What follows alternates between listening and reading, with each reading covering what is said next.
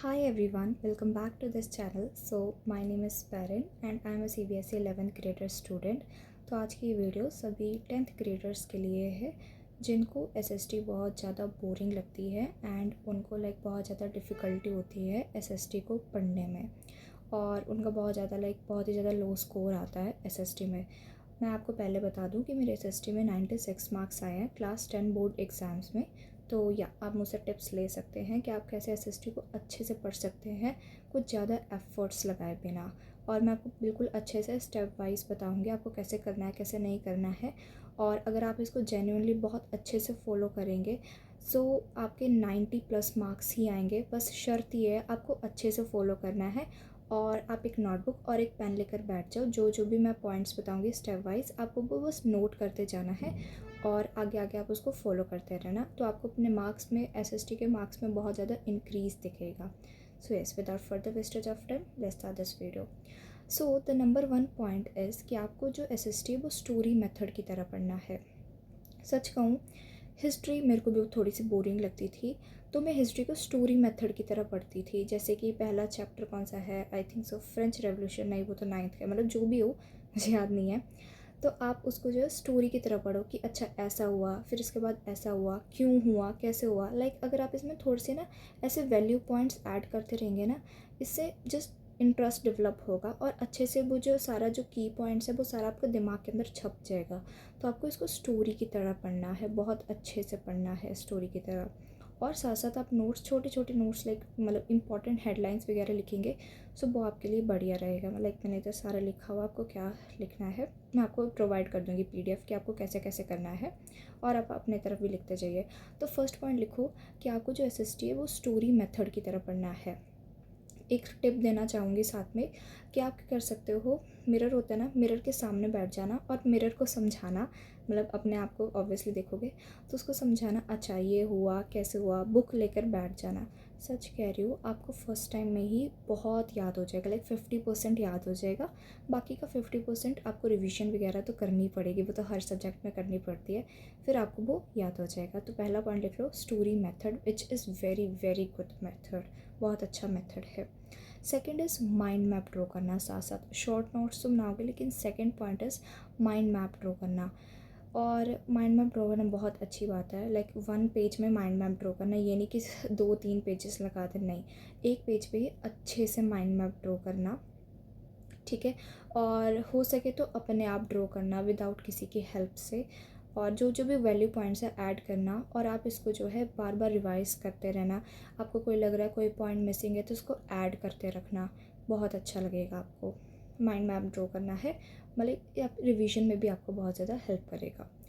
Third point मैं कहना चाहूँगी which is active recall plus spaced repetition. अब जो देखो, पहली बार जो माइंड मैप ड्रॉ करना है आपको तो देखो लेक्चर से ड्रॉ करना पड़ेगा या फिर जो जो भी आपने बुक से पढ़ा है। सेकेंड बार जब आप माइंड मैप ड्रॉ करोगे तो अपने आप ड्रॉ करना, कोई खाली पेज ले लेना, उसमें अपने आप ड्रॉ करना माइंड मैप। ये मैं करती थी जब मुझे SST स्पेसिफिकली हिस्ट्री जब ज़्यादा बोरिंग लगती थी, मैं इसको ऐसे लिखती थी माइंड मैप, अपने आप ड्रॉ करती थी। मेरे को जो जो भी याद आता था मैं लिख लेती थी साइड साइड, और फिर मैं उसको जो है ओरिजिनल माइंड मैप से चेक करती थी और कोई भी पॉइंट मिसिंग होते थे मैं लिख लेती थी। देखो SST बेसिकली रट्टा मारने वाला सब्जेक्ट नहीं है, इसमें आपको समझ समझ के पढ़ना है। अगर आप इसमें रट्टा मारने लगोगे तो सच कह रही हूँ कुछ नहीं होने वाला। UTs पास कर लोगे, मिड टर्म्स पास कर लोगे, लेकिन जो फाइनल बोर्ड एग्ज़ाम होता है ना उसमें आप फेल हो जाओगे। सच कह रही हूँ, डरा नहीं रही हूँ। तो आपको जो है इसको अच्छे से पढ़ना है, अच्छे से मेमोराइज़ करना है। ये नहीं सिर्फ ऐसे ऐसे ऊपर ऊपर से, ऐसा कुछ नहीं होने वाला। हाँ, मैं थर्ड टिप के बारे में बात कर रही थी विच इज़ आपको बेसिकली एक्टिव रिकॉल करना है। एक्टिव रिकॉल यही होता है कि आपने क्या क्या पढ़ा उसको अपने आप लिखना प्लस स्पेस्ड रेपिटेशन। मैं हमेशा कहती हूँ जो भी आपने एक टॉपिक पढ़ा उसको फिर 3 दिन के बाद पढ़ना है, फिर 7 दिन के बाद पढ़ना है। दैट्स इट, यही करना है। स्पेस रेपिटेशन, उसको रिवाइज करते रहना है जो आपको बहुत ज़्यादा हेल्प करेगी। ओके, सो ये मैंने था, हाँ ये मैंने कह दिया सारा। हाँ, अब मैं कहती हूँ सब्जेक्ट वाइज टिप्स कहती हूँ। सब्जेक्ट वाइज हमको टिप्स आती है, इसमें 4 सब्जेक्ट आते हैं SST में, history, civics, geography and political science. तो बस वही। तो फर्स्ट है हिस्ट्री। इसमें लिखा है डेट्स को सॉन्ग या फ़नी कनेक्शन से याद करो। डेट्स ही होती है हिस्ट्री में और जो बहुत ज़्यादा इम्पॉर्टेंट भी होती हैं। आपको कैसे याद करना है, रुकिए, हाँ, तो इसको बेसिकली सॉन्ग बना के करना है, अच्छे से फ़नी कनेक्शंस बना के याद करना है कि 1947 हमारा देश आज़ाद हुआ था।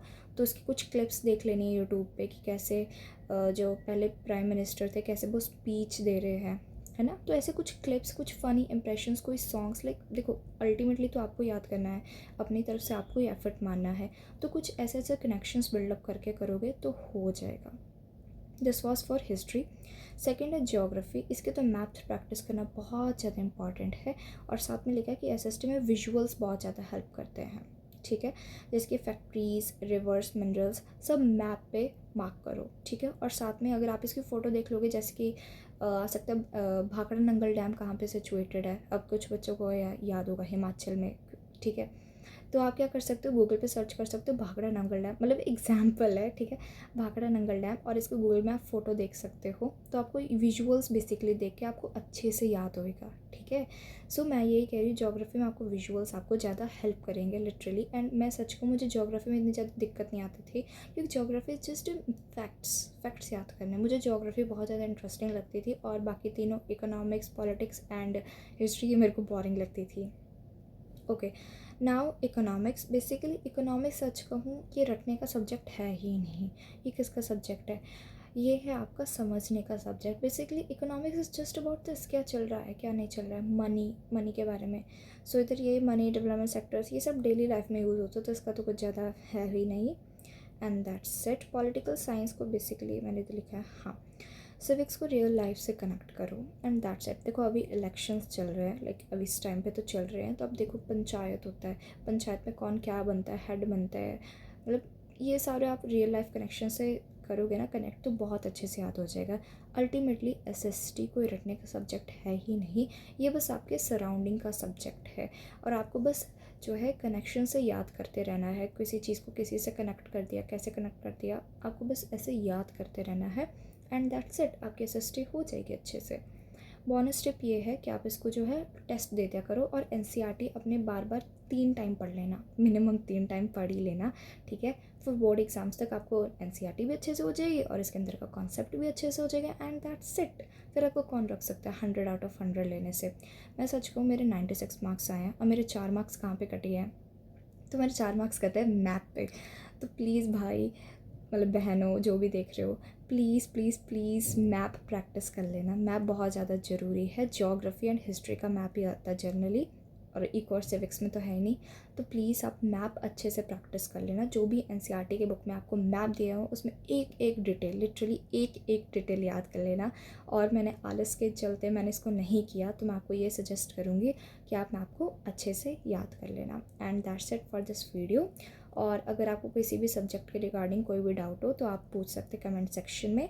और अगर आपको ये वीडियो अच्छी लगी तो आप इसको लाइक कर सकते हैं, एंड आप इस चैनल को सब्सक्राइब कर सकते हैं, ताकि आप ऐसे और वीडियोस देखते रहें। And that's it, so bye.